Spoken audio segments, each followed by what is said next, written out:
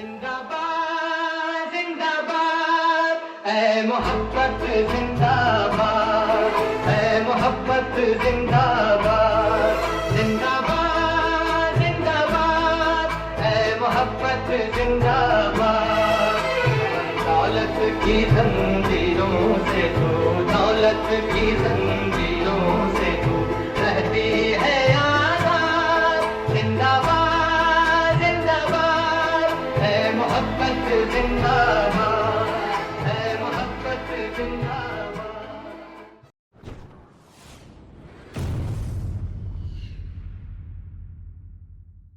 तकदीरें बदल जाती हैं, जमाना बदल जाता है, मुल्कों की तारीख बदल जाती है, शहंशाह बदल जाती है, मगर इस बदलती हुई दुनिया में मोहब्बत जिस इंसान का दामन थाम लेती है वो इंसान नहीं बदलता।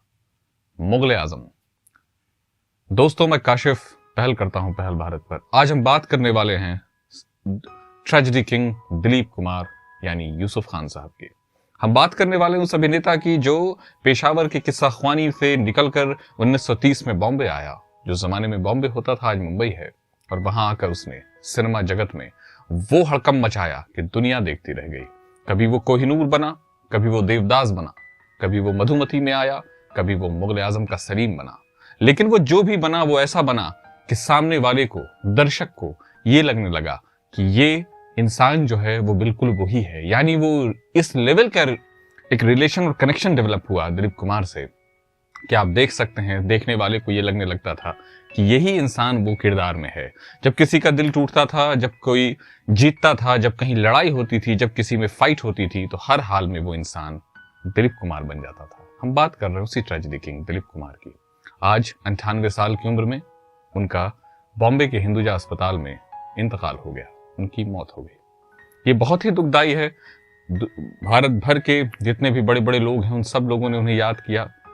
उनके बारे में धर्म जी ने कहा कि उनके बारे में सुनकर वो इस तरह के शौक में चले गए जैसे उनको यकीन नहीं हो रहा है। वहीं पर अक्षय कुमार ने ट्वीट करके कहा कि वो हमारे लिए, वो हमारे हीरो थे, यानी हीरो के हीरो थे वो। वहीं पर उनको प्रधानमंत्री मोदी जी ने भी उनके योगदान को याद करते हुए उनके लिए ट्वीट किया। राजनाथ सिंह जी ने भी ट्वीट किया। सब उनको याद कर रहे हैं। मायावती जी ने भी किया है, राहुल गांधी जी ने भी किया है। लेकिन हमें तो वो याद है अंदाज में, शराबी में, कोहिनूर में, मुगल आजम में।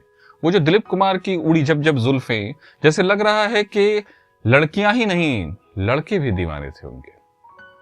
आप कल्पना कीजिए, तसव्वुर कीजिए, जब पहली बार सिनेमा के पर्दे पर ये डायलॉग जो अभी हमने बताया आपको, तकदीरें बदल जाती हैं, जब पहली बार गूंजा होगा, जो सीन बना होगा, जो लोगों ने महसूस किया होगा, एक आम इंसान, एक आम मजदूर, एक आम खेतीहर मजदूर और किसान जब उसमें अपने आप को शहजादा सलीम देख रहा होगा, उस वक्त की क्या कथा सुनाना।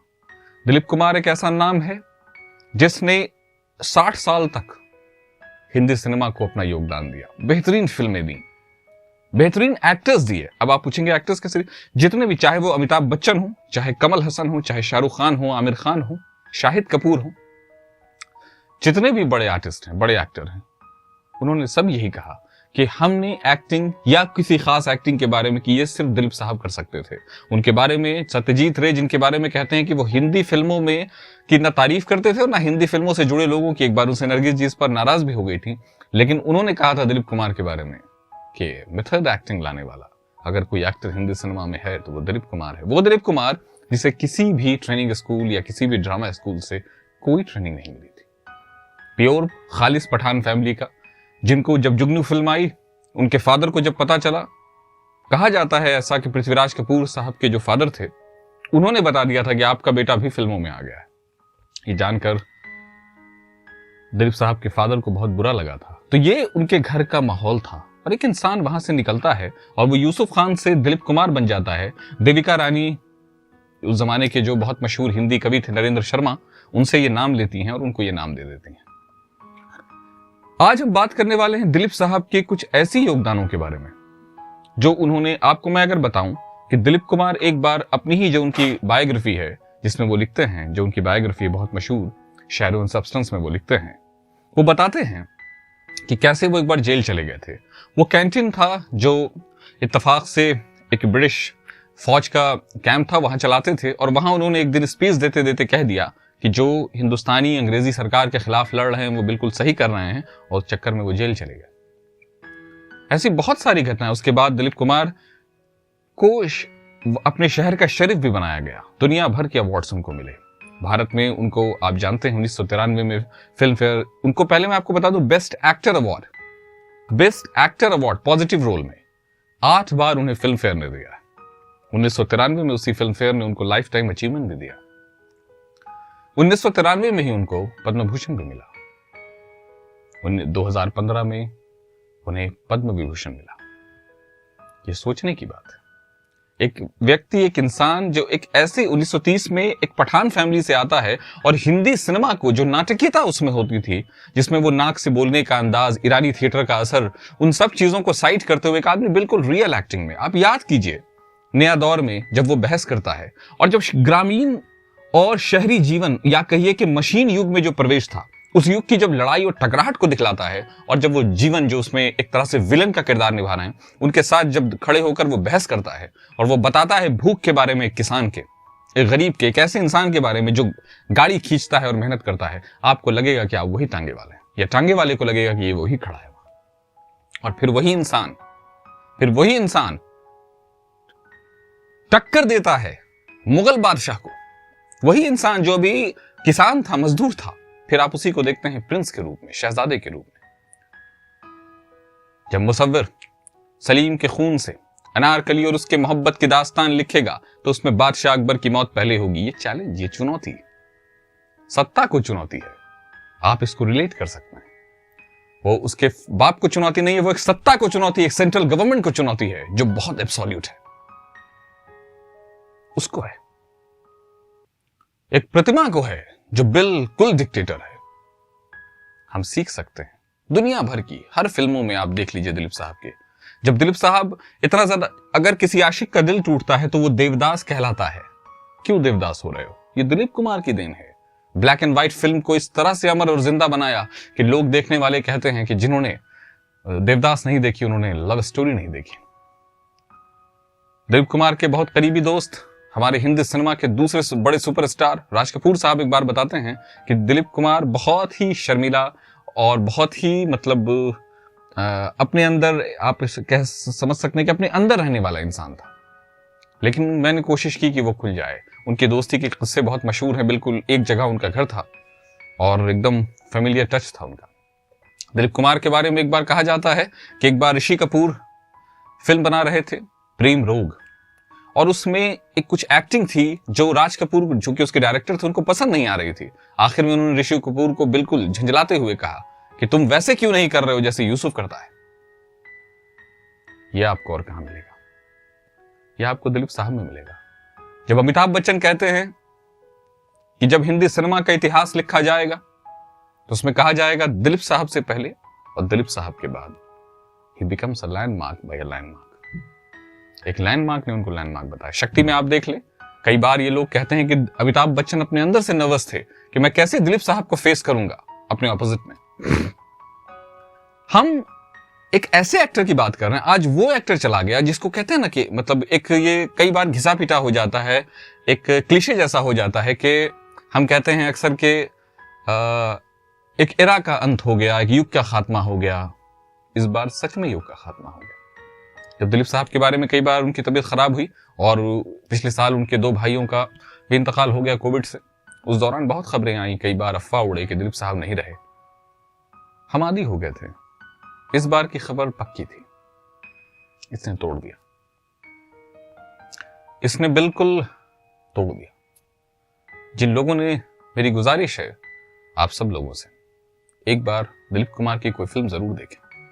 और मैं आपको और कुछ बातें दिलीप साहब के बता दूं। जब दिलीप साहब का जो सामाजिक तौर पर जो योगदान था, आप पिछली बार से कुछ देख रहे, वो बिल्कुल एकदम मतलब आप कह सकते हैं कि वो एक ऐसे हो गए थे, वो खो से गए थे, उनको कुछ याद नहीं रहता था सिवाय सायरा जी के। लेकिन उसमें भी उन्होंने कोई ऐसा काम नहीं किया जो कोविड के वक्त में अनसुइटेबल लगे, अच्छा नहीं लगे, दिखावा लगे, शो ऑफ लगे। उन्होंने कभी नहीं किया ऐसा कोई। उनके बारे में एक बार, उन्होंने हमेशा कंट्रीब्यूट किया, हमेशा उन्होंने हर वो चीज बढ़ावा उन चीजों को बढ़ावा देने की कोशिश की जिससे सौहार्द फैल रहा था। मैं आपको बताऊं एक बार कि पाकिस्तान के विदेश मंत्री रहे थे नवाज शरीफ के जमाने में जब कारगिल वॉर हुआ था, और भारत के प्रधानमंत्री थे श्री अटल बिहारी वाजपेयी, लेट अटल बिहारी वाजपेयी जी। वाजपेयी जी ने नवाज शरीफ साहब को फोन किया और फोन पे कहा, ये खुर्शीद कसूरी अपनी किताब में लिख रहे हैं जो विदेश मंत्री हैं थे उस जमाने में।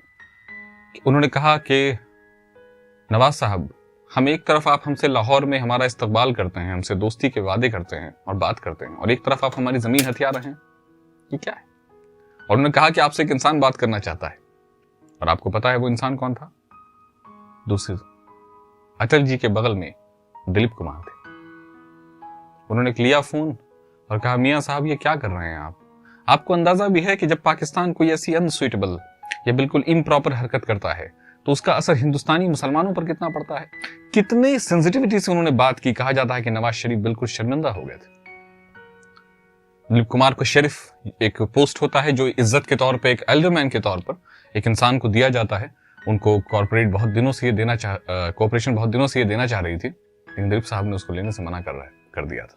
लेकिन बहुत जिद के बाद जब उनके पास खुद शरद पवार जी गए, तब दिलीप साहब रेडी हो गए और उन्होंने शरीफ का पद लिया बॉम्बे का। कितनी बड़ी बात है, उस इंसान के कंट्रीब्यूशन को सोचिए आप। एक इंसान कितनी बड़ी चीजों, आप उनकी कला को देखिए, कला के क्षेत्र में उनके योगदान को देखिए। मतलब एक बार उनके बारे में मुझे याद है, मैं अनुपम खेर जी का एक वीडियो देख रहा था, उसमें वो बता रहे हैं कि कैसे दिलीप साहब एक सेब के बारे में एक एक बात बता रहे हैं। वो उनके नॉलेज के बारे में बता रहे थे। दिलीप साहब को अगर आप घर जाएं कभी तो आप उनके घर में लाइब्रेरी देखेंगे जिसमें अंग्रेजी, उर्दू, फारसी, हिंदी और पंजाबी के जबरदस्त कलेक्शंस मिलेंगे आपको। दिलीप साहब को जानने के लिए मेरी गुजारिश है दोस्तों, आप उनकी कोई बेहतरीन, आप मशाल का वो सीन याद कीजिए जब वो सड़क पर दौड़ रहे हैं, उनकी बीवी मर रही है जो वहीदा रहमान जी हैं, और वो बोलते हैं, भाई मशहूर डायलॉग है ये। उस आदमी के तड़प, उस आदमी के चेहरे को देखिए, आपको लगेगा, आपको समझ आएगा। तो दिलीप साहब को 98 जाना नहीं चाहिए। दोस्तों, अगर आपने हमारे चैनल को अभी तक सब्सक्राइब नहीं किया है तो कर दें। आज मामला थोड़ा भावुक है। दिलीप साहब मैं कह सकता हूं आपको, मेरे व्यक्तित्व, मेरे वजूद के इतना करीब हैं। उनकी शायद ही कोई फिल्म होगी जो मैंने नहीं देखी है, लेकिन मेरी गुजारिश है आपसे, वो सिर्फ इसलिए मैंने किसी फैंडम में आकर नहीं देखा है, ऐसा नहीं है। उस चीज से आप कुछ भी सीख सकते हैं। उनको संस्था कहा जाता है, उनको यूनिवर्सिटी कहा जाता है एक्टिंग का। तो दोस्तों, बने रहिए हमारे साथ। पहल भारत को जरूर सब्सक्राइब करें और अपना सपोर्ट हमें दिखाते रहें। नमस्कार।